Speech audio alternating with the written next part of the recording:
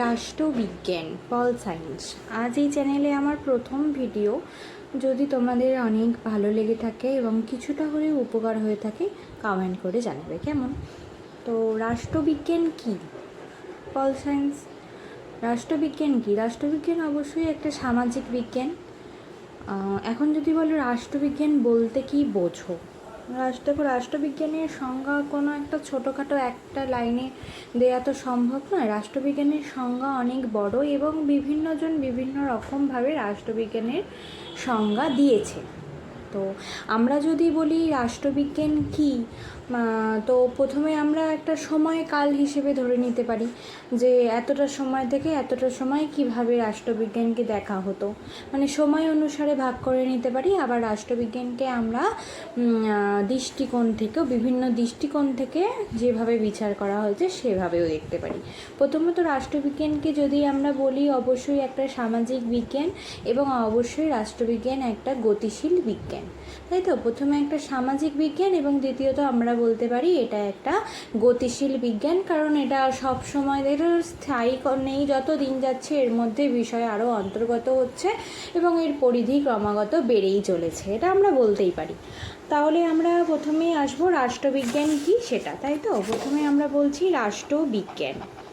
রাষ্ট্রবিজ্ঞান কী? তাহলে রাষ্ট্রবিজ্ঞান হলো প্রথমে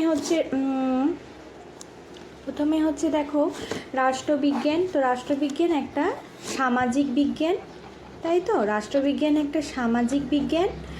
আবার আমরা বলছি রাষ্ট্রবিজ্ঞান হচ্ছে একটা গতিশীল বিজ্ঞান, তাই তো।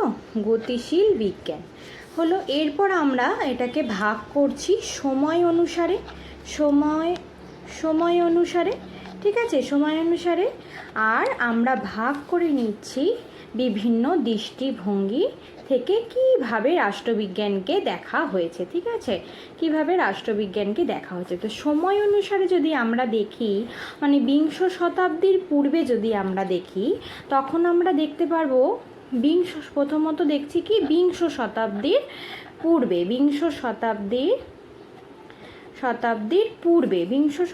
পূর্বে যদি আমরা দেখি, তাহলে রাষ্ট্রবিজ্ঞান শুধুমাত্র প্রতিষ্ঠান কেন্দ্রিক বিজ্ঞান।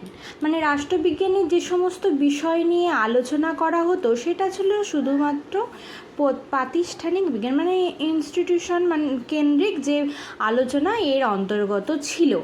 এবার যখন আমরা চলে যাচ্ছি মানে এখানে এই সময় অনুসারেরই আর একটা ভাগ কি না বিংশ শতাব্দীর পরে, হ্যাঁ, এটা তো ছিল পূর্বে, আর পরে বিংশ শতাব্দীর পরে আমরা কি দেখছি না, বিংশ শতাব্দীর পরে দেখছি এর মানে শুধুমাত্র প্রতিষ্ঠান নয়, এর মধ্যে রাজনৈতিক কার্যকলাপ, হ্যাঁ, এছাড়াও বিভিন্ন জিনিস এর মধ্যে চলে আসছে, ঠিক আছে। শুধুমাত্র প্রতিষ্ঠানিক কেন্দ্রিক বিষয়টা থেকে বেরিয়ে আসছে এবং এর বৃহৎ আকারে এর প্রকাশ ঘটছে এবং অরিজিনালি যেটা সত্যি কথা বলতে কি প্রতিষ্ঠান ভিত্তিক যে আলোচনা সেটার সেই গণ্ডিটা থেকে ভেঙে বেরিয়ে আসছে। এরপর চলে আসছি আমরা দৃষ্টিভঙ্গি থেকে বিচার করতে গেলে আমরা তিনটে ভাগে ভাগ করতে পারি। প্রথমে তো হচ্ছে ঐতিহ্যবাদী, যেটা সত্যি একেবারেই ছিল প্রতিষ্ঠানিক কেন্দ্রিক। দ্বিতীয়ত আমরা যেটা পাচ্ছি সেটা হচ্ছে তোমার আধুনিক সংজ্ঞা, মানে বিংশ শতাব্দীতে যেটা পাচ্ছি। আর একটা পেয়ে যাচ্ছি আমরা মার্ক্সবাদী। তাহলে ঐতিহ্যবাদী তোমাদের আগেই বললাম, ঐতিহ্যবাদীটা কিন্তু সম্পূর্ণ পরিমাণে মানে পুরোটাই হচ্ছে কিন্তু প্রতিষ্ঠান ভিত্তিক যে আলোচনা সেটাই। এরপর আমরা পাচ্ছি না আধুনিক সংজ্ঞা, অর্থাৎ এর মধ্যে কিন্তু আমরা প্রথমেরটা হয়ে যাচ্ছে প্রতিষ্ঠান কেন্দ্রিক, আর যে বেরিয়ে আসছি বিংশ শতাব্দীর পরে যে আধুনিক সংজ্ঞা সেটা। আর এছাড়াও আর একটা সংজ্ঞা আমরা দেখতে পাচ্ছি যদি দৃষ্টিভঙ্গি থেকে দেখি, সেটা হচ্ছে মার্ক্সবাদী, ঠিক আছে, মার্ক্সবাদী। তাহলে আমরা তো ঐতিহ্যবাদী আর আধুনিক দৃষ্টিভঙ্গির আলোচনা আগেই করে দিয়েছি। ঐতিহ্যবাদী সংজ্ঞাটা প্রথমে যেটা প্রতিষ্ঠান কেন্দ্রিক, আধুনিক সংজ্ঞা বিংশ শতাব্দীর পরে যে আধুনিক সংজ্ঞাটা সেটা হচ্ছে রাষ্ট্রকেন্দ্রিক আলোচনার ধারাকে একদম নাকচ করে দিচ্ছে। এখানে ব্যক্তির পাশাপাশি গোষ্ঠীর আচরণ সর্বাধিক গুরুত্ব দেওয়া হচ্ছে। তাদের মধ্যে রাষ্ট্রবিজ্ঞান শুধুমাত্র রাষ্ট্র আর প্রতিষ্ঠান সম্পর্কিত আলোচনা আলোচনাতে কিন্তু সীমায়িত রাখা হচ্ছে না। খুব সহজ সরল ভাষায় বলে দিচ্ছি, ঐতিহ্যবাদীতে প্রতিষ্ঠান কেন্দ্রিক আলোচনা এবং আধুনিক সংজ্ঞাটা 20 শতাব্দীর পরে এই আলোচনাতে চলে আসছে তোমার ব্যক্তি গোষ্ঠীর আচরণ শুধুমাত্র প্রতিষ্ঠান কেন্দ্রিক আলোচনার গণ্ডিকে ভেঙে বেরিয়ে আসছে।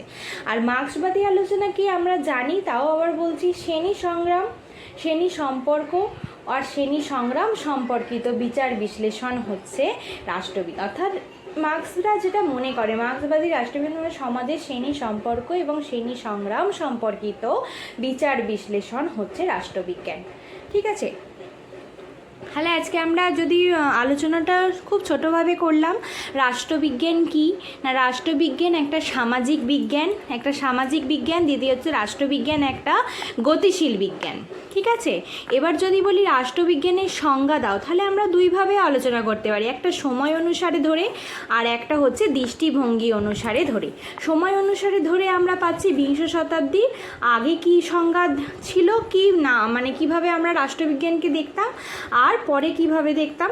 আর সময় অনুসারে যদি দেখি তাহলে ঐতিহ্যবাহী, দৃষ্টিভঙ্গির দিক থেকে আমরা যেটা পাচ্ছি সেটা হচ্ছে ঐতিহ্যবাহী, অর্থাৎ ওই সময় অনুসারে ওখানেই পেয়ে যাচ্ছি আমরা। ঐতিহ্যবাহীটা ছিল একদম প্রাতিষ্ঠানিক কেন্দ্রিক যে আলোচনা, আধুনিক 20 শতাব্দীর পর প্রতিষ্ঠান কেন্দ্রিক আলোচনা থেকে বেরিয়ে চলে আসছে, সেখানে ব্যক্তি এবং বিভিন্ন যে গোষ্ঠী রয়েছে তাদের আচরণকেও ইনক্লুড করে দেওয়া হচ্ছে। অর্থাৎ শুধুমাত্র প্রতিষ্ঠান কেন্দ্রিক আলোচনাই নয়, তার সাথে সাথে আমরা এখানে পেয়ে যাচ্ছি ব্যক্তি এবং বিভিন্ন রকমের গোষ্ঠীর আচরণ, এছাড়াও একাধিক বিষয় এই সমাজবিজ্ঞানের অন্তর্গত অর্থাৎ রাষ্ট্রবিজ্ঞানের অন্তর্গত। ঠিক আছে, এরপর আমরা যেটা দৃষ্টিভঙ্গি পাচ্ছি সেটা হচ্ছে মার্ক্সীয় দৃষ্টিভঙ্গি। মার্ক্সীয় দৃষ্টিভঙ্গি সমাজের শ্রেণী সম্পর্ক ও শ্রেণী সংগ্রাম সম্পর্কিত বিচার বিশ্লেষণ হচ্ছে রাষ্ট্রবিজ্ঞান। মার্ক্সবাদীরা এইভাবেই দেখছে যে সমাজের শ্রেণী যে সম্পর্ক, যে শ্রেণীগুলো রয়েছে সমাজের, সেই শ্রেণীগুলোর মধ্যে যে সম্পর্ক ও শ্রেণী সংগ্রাম সম্পর্কিত যে বিচার বিশ্লেষণ রয়েছে সেটাই হচ্ছে রাষ্ট্রবিজ্ঞান। এইটুকুই আলোচনা আজকের মধ্যে রইল। শুধুমাত্র রাষ্ট্রবিজ্ঞানকে যে এইভাবেই দেখা হয় তা নয়, এছাড়া একাধিক সংজ্ঞা রয়েছে এবং বিভিন্ন থিঙ্কার রয়েছেন, বিভিন্ন রাষ্ট্রবিজ্ঞানী রয়েছেন যারা এই সমস্ত ধারণা দিয়েছেন। এরপরে আমরা আরও আলোচনা করব। এটুকু ভিডিও তোমাদের, যেটুকু তথ্য সম্পূর্ণ ভিডিও যেটুকু তোমাদের হেল্প করবে অবশ্যই কমেন্ট বক্সে লিখে জানাবে এবং ভালো লাগলে অবশ্যই একটু শেয়ার করে দেবে, কেমন? কারণ তোমাদের মাধ্যমে যদি অন্যরাও উপকৃত হতে পারে এই ভিডিওটা পেয়ে, তো আমারও ভালো লাগবে। চলো আজকের মতো টাটা।